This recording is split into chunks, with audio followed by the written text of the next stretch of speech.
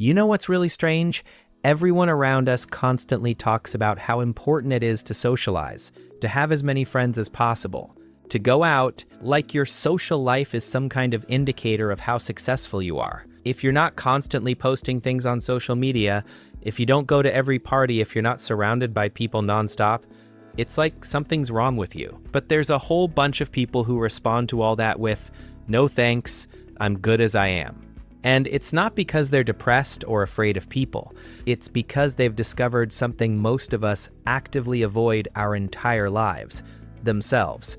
If you'd rather spend Friday night at home with a book than in some noisy venue, if the phrase "let's hang out" immediately fills you with some strange anxiety, if you've ever canceled plans and felt pure relief instead of guilt, this is for you. Because what I'm about to tell you will completely change the way you look at yourself. And you'll realize that society fundamentally misunderstands solitude. Let's start with where everyone gets it wrong. For decades, psychology treated people who love being alone like something was missing in them, like they were a step or two away from therapy. The logic was simple. Humans are social beings, so if someone chooses solitude, something must be wrong. Maybe they're shy, maybe anxious, maybe bad childhood.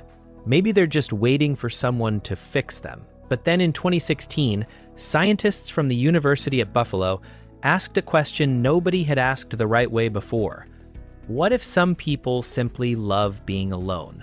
Not because of some trauma, not because of fear, but because they genuinely enjoy it. They gave it a name: unsociability, and when they studied these people, they discovered something unexpected.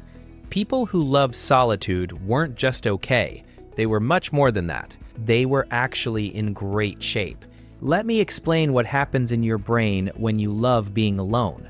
Your dopamine system, the reward system in the brain, works completely differently than in most people. When an extrovert enters a party, their brain starts throwing a real dopamine celebration. Conversation, laughter, energy all around them, all of that is a reward. Your brain, it reaches its maximum stimulation much faster. You don't need that whole circus to feel fulfilled.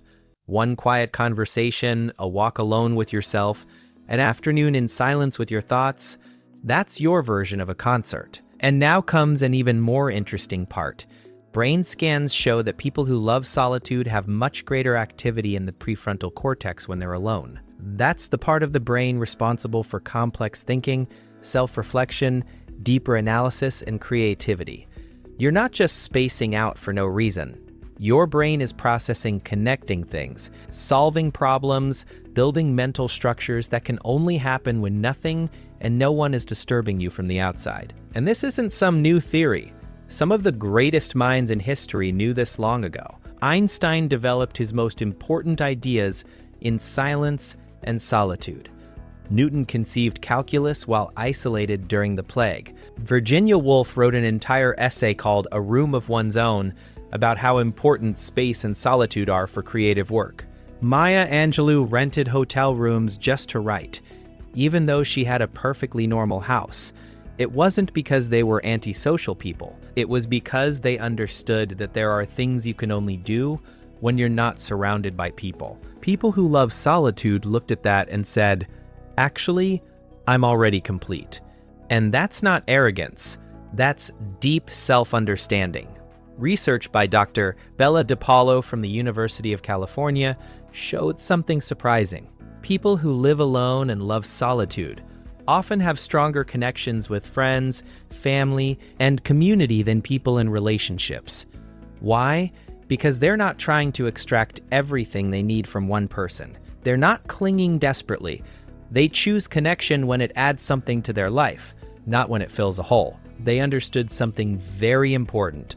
The quality of time you spend alone directly affects the quality of time you spend with others. When you're rested, calm, and clear thanks to solitude, you treat people much better. You're not exhausted, you're not angry, you're not asking others to fix something in you. You come as a whole person into that relationship because you've worked on it alone first. And now, here's something that will change your perspective. In Japan, there's a special word for this: history, which literally means time spent alone. And not only do they accept it, they celebrate it. There are restaurants with booths made for one person, movie theaters with individual seats that don't seem weird at all, entire cultural practices based on the idea that sometimes you simply need to be with yourself. They even have karaoke booths for one person. Imagine that. You sing alone in a soundproof box, and it's a completely normal social activity. Meanwhile, in the West, if you're eating alone at a restaurant, everyone thinks you've been stood up or that you're sad. We treat solitude as a problem that needs to be solved, instead of as a choice that should be respected. People who spend a lot of time alone skip all that. They develop a clear picture of who they are, regardless of what others think. They know what they really think, not what sounds good in conversation.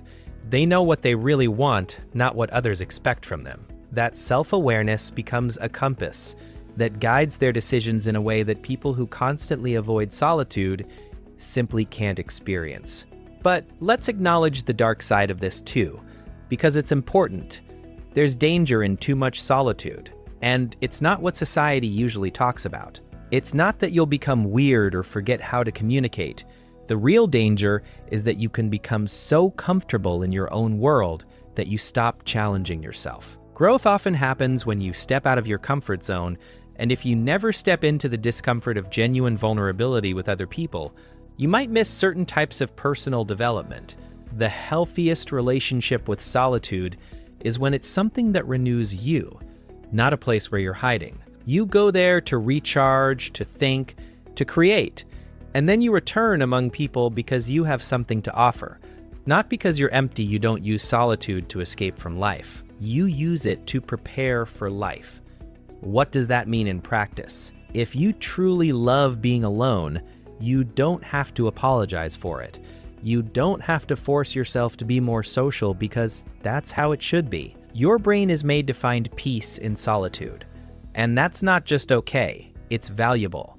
The world desperately needs people who can sit alone with themselves, who can think without constant stimulation, people who understand the difference between connection and dependency. In an era when we're constantly available, when you're expected to respond immediately to all messages and always be there, the ability to genuinely enjoy your own company might be the most countercultural thing you can do.